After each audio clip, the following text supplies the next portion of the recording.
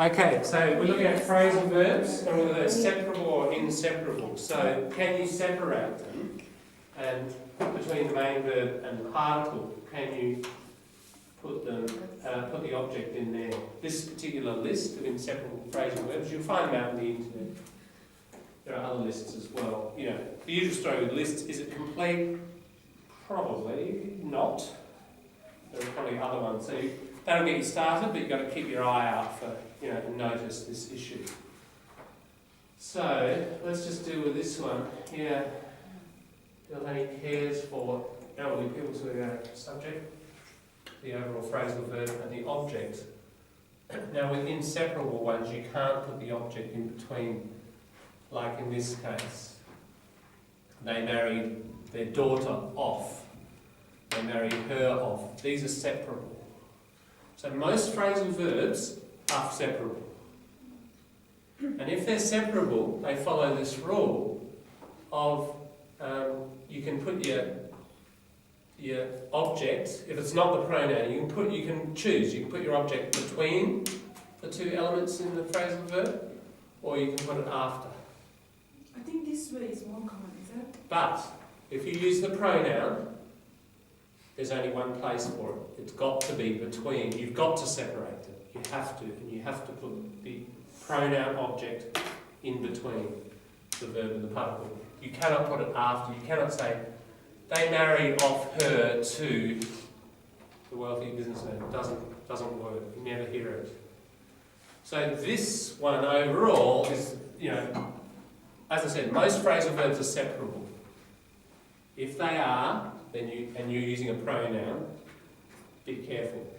So, you know, if you want to avoid this problem, you don't use the pronoun, you just keep using the actual object, and whether you put it there or whether you put it there, you'll always be right. So there's a kind of an easier strategy there. But some phrasal verbs, and here's the list, sorry, I just want to finish the point. Here's the list. Those you cannot split, and you always have to put the object after. Ali.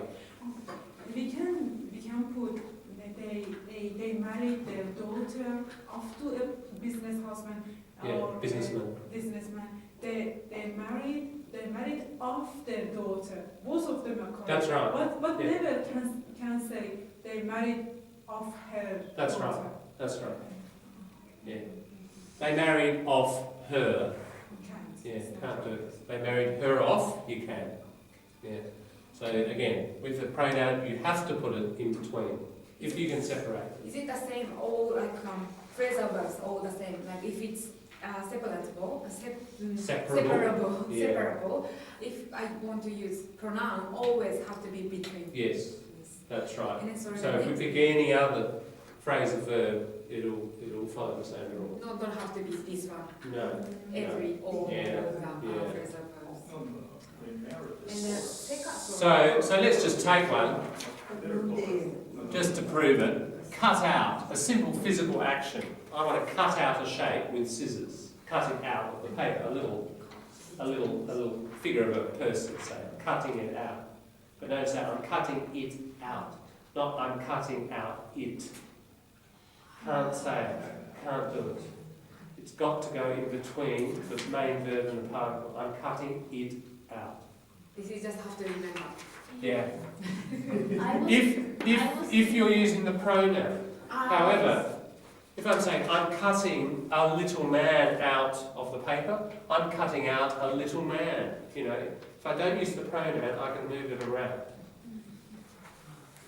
Can you turn the light off, or can you turn off the light? Both of them are correct. Sometimes we can, sometimes. Yeah, because you can turn the light off, you can turn off the light. That's right. But if I said it instead of the light, if I'm using a pronoun, turn off, right? So here's our rule, turn it off. I can't say, can you turn off it? I bet you've never heard that, have you? No. No, you can't do it. This is why. You cannot put the pronoun there. It has to go in between.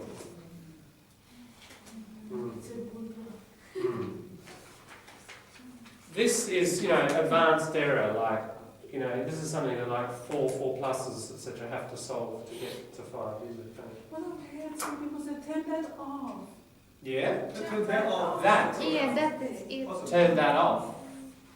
Pronoun going in between. You won't hear them say, turn off that. Turn off that. I bet you've never heard that. No. No, they say, turn that off. This is why. Yeah, turn off the light, turn off the kettle. Yeah. But I said, look, you can get around this by avoiding the pronoun, but you don't want to keep doing that because you sort of make your speech unnecessarily long, don't you? Pronouns are useful for shortening things, and if you've already mentioned it, why mention it again? You do have to use pronouns, and if you do that with them. Now, this list.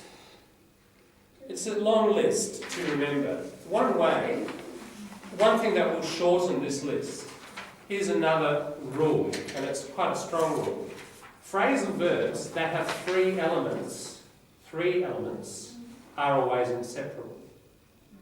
Have a look. Back out of. 3 elements, aren't there? Back out of. There's a main verb and there are 2 particles.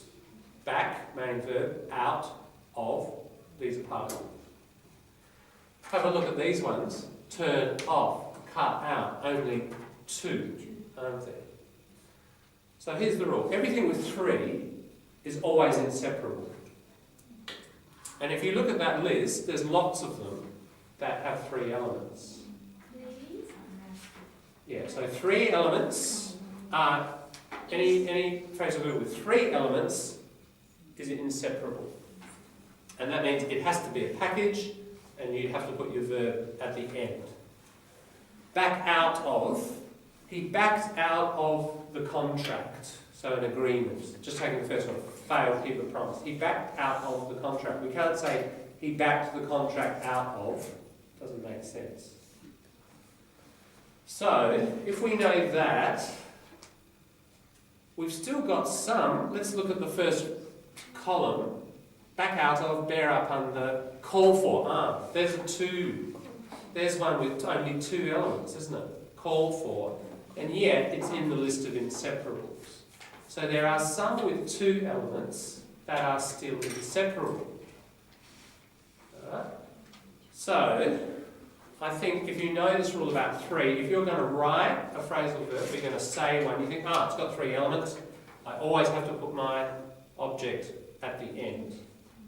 However, there's this small bunch of phrasal verbs that have 2 elements that are inseparable. Most of the ones with 2 elements belong here, don't they? Marry off.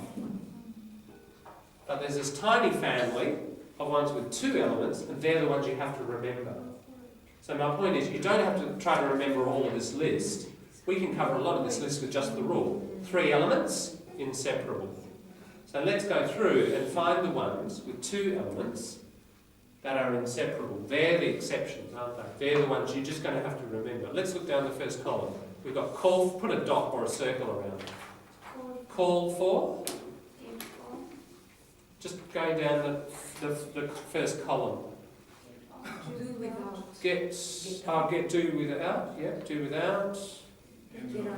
Get around. Get on.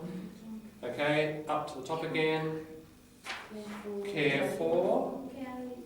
Come by. Disagree with, yeah, thanks. Get in. Go for. Bear on. Break into. Come across. Yeah, count on. Get off. Over the page. Hear of. Yeah. Yes. Go without. Stick to. Yeah, right. Write down S. Stick to. It's alphabetical, isn't it? Up the top again. Oh, sorry. Touch on. Write down the bottom column. Right. Touch on. Second column. Go over. Hang around. Hit on. Keep at. Look after. Pass on. See to, talk of, turn into, still quite a few. Yes. Go with, hear from, pick to, live on, pick on, run for, settle on, take after, tell on, wait on. Yeah, it's about half maybe, isn't it? Still. But most of them we use like go for it. Yeah. Get off. You Get off do. the bus. Most of these, you know, as I've said, phrasal verbs are common in speech. We speak a lot more than we write. Therefore, you know, they're probably going to appear quite a bit every day. I can count on you. You know? Call for a taxi. Yeah, call for a taxi. He broke into the conversation. Hang around. Get in a car. Yeah, just hanging around. Get around. I don't want to put up with that. You know, these are all very common, aren't they? Count on me. Yeah, you've got to know these. And yeah, so that's certainly not a full list. You can find them all over the internet, lists of phrasal verbs and what they mean. You can certainly, this library's got quite a lot of books where you can work through them. I reckon the best way though, learning any language, is learn words in real contexts. Like, you know, what we're doing with our climate thing. Read and learn from real articles that you're reading or listening to. This we can remember. Yeah, it sticks better, doesn't it? Because it's about something you're interested in, some meaningful context. Working through lists tends not to stick. We're working through lists for other reasons, to demonstrate certain principles or ideas that you can use elsewhere. Okay, so that's a little aside. I hope that's useful for you, the grammar of these things. How do we go with what these things mean? She poured out her problems. Suddenly it all comes out, doesn't it? All these deep feelings she's had for a long time. Very emotional. It's pouring out. Not just little bit by little bit. So it's got quite a strong sense of the way she's expressing that.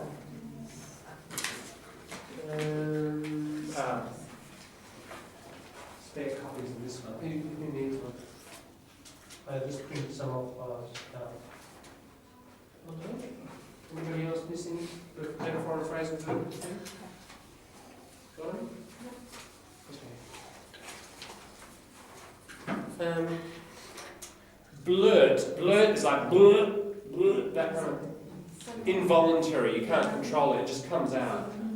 You blurt out his name. Maybe, you know, after being in the police cell for 8 hours, finally it just went blurt. Dave was holding forth. Yeah, why holding forth? Hey? Why holding forth? The question of this. Yeah, no, I'm the one here holding forth. Holding forth means you're holding the attention, you have the control, and you're the centre of speaking, and you don't let anybody else speak. That's like holding forth, and this guy's talking about politics, blah, blah, blah, blah, blah, blah, blah, blah, won't let anybody else say anything. That's holding forth. Talk for money, is that right? Not talk for money, just talk for a long time and sort of dominate the group. So in other words, this person is holding the centre, the position. We say another thing in English, somebody is holding the floor. So a bit like a speaker comes up and they're on the floor, or like on the floor of Parliament, and they hold the floor, they talk, talk, talk, they won't stop. In a formal way. It can be formal or informal. Because at first I thought that hold back, I don't talk. That's right, that would be hold back, but this is hold forth, isn't it? That's the point of forth, like going forwards and sort of forwards onto others and sort of dominating them. Yeah, but you're right, hold back would be not speak, and hold it in. So that is holding back. You really want to do something, but you hold yourself, often reflexive, you hold yourself back. Yeah. She had to repeat her words several times before they finally sank in. Yeah, so understand, yeah. So the brain is like a container of liquid, isn't it? That's the implicit metaphor here. And you put something in and it sort of sinks to the bottom. Finally, right. Hits the bottom, right. My parents drummed its importance into us. Keep repeating. Keep repeating, yeah. You make sure you go to school. You know, education is very important. Drum, drum, drum, drum, drum. Every day, beat the drum. Grind away, grind away. Grind, grind. Grind is more about hard, you usually use it for hard work. The daily grind. So, material verb, grind, is like to sharpen a knife, isn't it? Or friction. So, more friction, probably in your native language too, friction, metaphors of friction are about hard work. You want to do something where there's resistance. So the daily grind, 9 to 5, 9 to 5, 9 to 5, the daily grind. We say back to the grind. After the holidays, back to the grind. Like the grinding stone. Yeah. Alright, we've got one last one. Shall we do it? Information and knowledge. So I hope you can see, look, just on that last one, the particles. The parents drummed, it's important, into us. So it was finding it in there, and it was our knowledge, wasn't it? So all those communication ones are about in, or expression is about out or forth. So leaving and entering, as they say. Information and knowledge, into, out, up. We think of things that are not yet known or that other people may not want us to know as if they're in a container or they're covered or buried. Phrasal verbs with into describe the process of trying to find information from someone or something. I wrote a letter of complaint and the airline has promised to look into the matter. So the matter, the issue, is like a container and they're going to look inside and see what is there. Process of discovery. She delved, beautiful word, delve. Delve, very old Germanic word, meaning to dig. We have a little expression, dig and delve. She delved into his past. We can also say she dug into his past. I like that guy I met in the cafe. I'm just going to check him out on Google. Yeah. I'm going to friend him on Facebook, look at all his photos. Yeah. Go back into his past, check him out before we go to the movies again. Yeah. Have you ever Googled yourself? Yeah, Have you? I did. Try You're it. just joking. I'm not joking. I did. Somebody was talking about it just the other Just day. my Facebook came up. Yeah, alright, just your Facebook. Depends what you've been doing, doesn't it? Yeah. No, employers, very common, employers, you go for a job interview, employers will Google away, sure. Wow. Check you out, join on Facebook with a false name, and then check out your Facebook. Even one of our teachers said, when you go for an interview, if you are not clear, if you are not showing yourself correctly, they can search you on, from Facebook, from everything. They can know you. Maybe if they are really insisting to take you, they're going to search about you. Can happen. Yeah.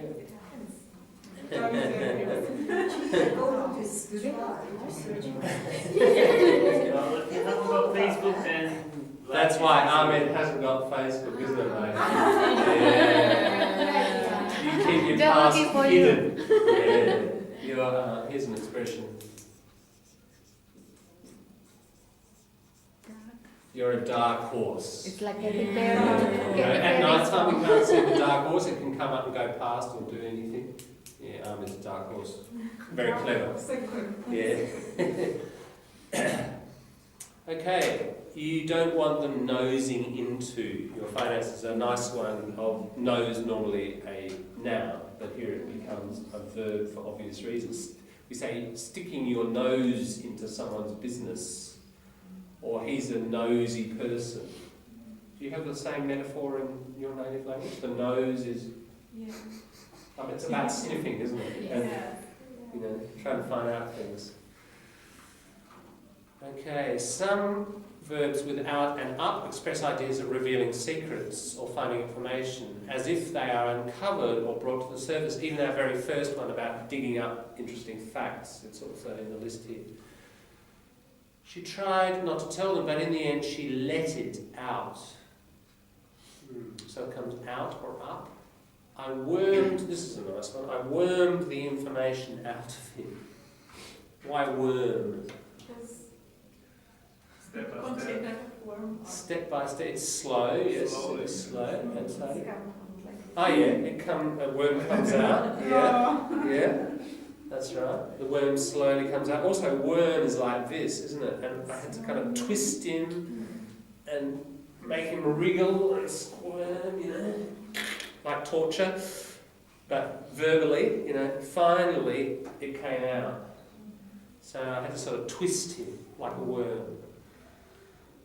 We dug up some interesting facts. We've done that one. They raked up some scandal. You know the word scandal?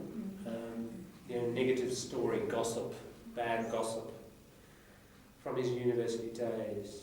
Yeah, so they collected, like with a rake you collect material, don't you? You gather it. So they go out on the internet or whatever and gather it and bring it back to themselves and read it and or find out about it and talk about it. It means together. Rake means, yeah, bring things together. Or it means sort of investigate. If you rake through, think of a rake, what we call the teeth on a rake. You rake through the documents because you're looking for a particular thing. We would say you comb through, same sort of metaphors, like the teeth or a filter. It's like filtering through, like kind of like scanning through, yeah. Yeah, so there we go. That's a little, you know, these are not all the phrasal verbs. The point of this is to give you the strategies to look at other phrasal verbs, yeah. And one last thing, just in the last 5 minutes. Lakoff, you know, this guy, George Lakoff, he's the linguist whose these ideas came from, conceptual metaphor. And there is on Moodle a link to his conceptual metaphor page, and it's a pretty cool little site actually, very simple, no graphics at all. Just going to clear that up.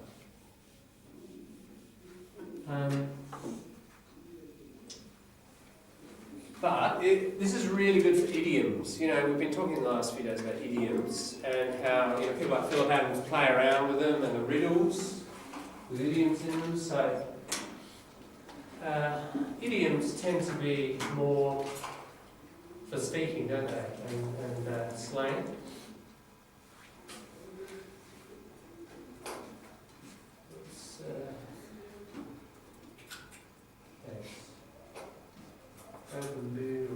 By the way, I did put up that vocabulary list, you know, the one we started yesterday.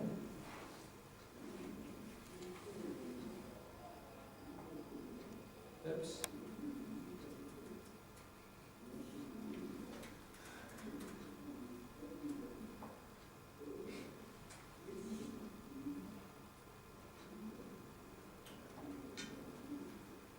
So that vocabulary list that I will need you to send me, I've just put send vocabulary, and we go right down the bottom. That little Word document's now sitting there. If you couldn't get it through Facebook, you can get it through there. That vocabulary list document is there. That's just in the first list, vocabulary. So topic 1. Yeah, topic 1, last one. Last one. Yeah, now I'm just going to search for conceptual. There it is, okay.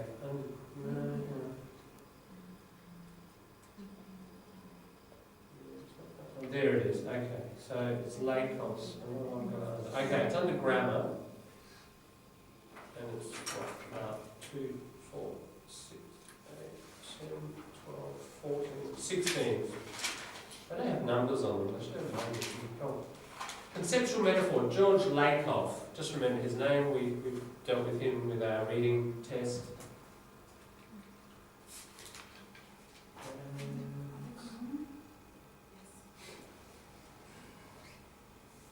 I think we give him 0 out of 10 for, you know, oral presentation, visual presentation, PowerPoint. No pictures, no pretty pictures, very boring. It's the most boring website visually you'll ever find. Just about. But, kind of interesting. So you just go down to these ones, and we'll go into this. So, we've talked about conceptual metaphor, everything we've just been looking at, these clusters of meaning that you can kind of systematise in a language, metaphorically. Let's have a look. There are various ways you can look them up. So if we go by metaphor, and we'll pick a strange one that sort of doesn't make sense. Beliefs are beings with a life cycle.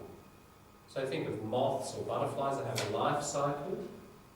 Now, beliefs, metaphorically, are like this. In English, there are some idioms or phrases where this is the metaphor. So conceptual metaphor is not, if you've just got one metaphor, that's not a conceptual metaphor. It's when you find several, isn't it? Like we've been looking at up or down, and we find there's a pattern, there are several of these that do this. Let's have a look at this strange one. How are beliefs like beings with a life cycle? The belief lives on. So in other words, there's birth, death, and life and death. That belief died out years ago. That belief was born of the early philosophers. What they've done is they've gone out onto the internet and billions of words, and they've found these actual, real expressions. Now there are not many there, but here's some more.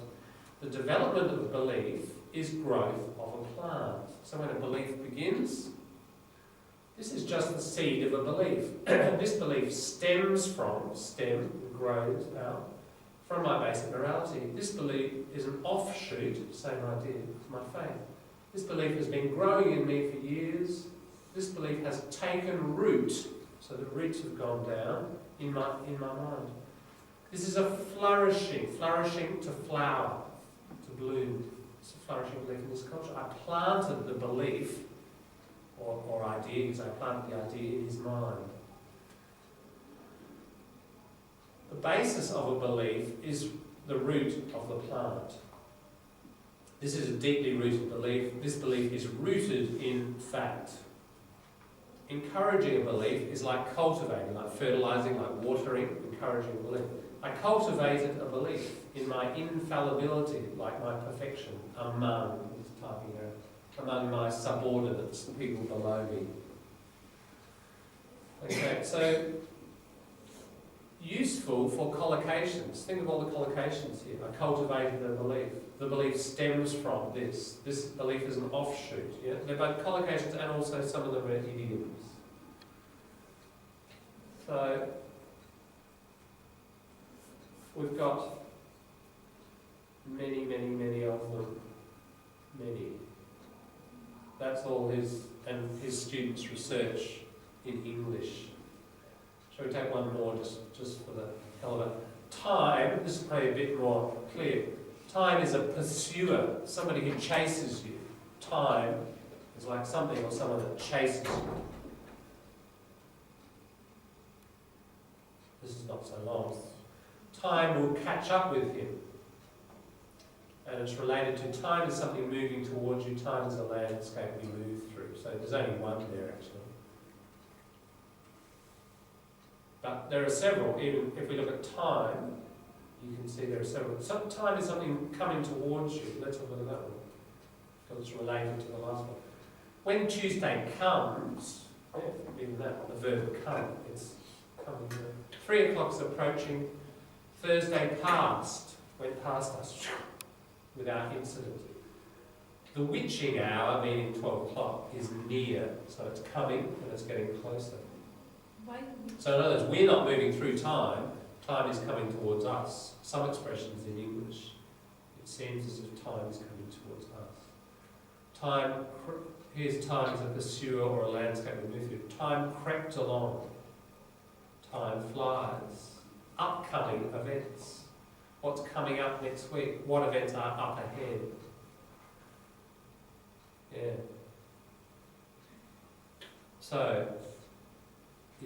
So time is the trajectory, the moving thing, and the person experiencing time is the landmark. The person experiencing time is standing still, and time is moving towards you. There are other metaphors where we move through time. So there are both.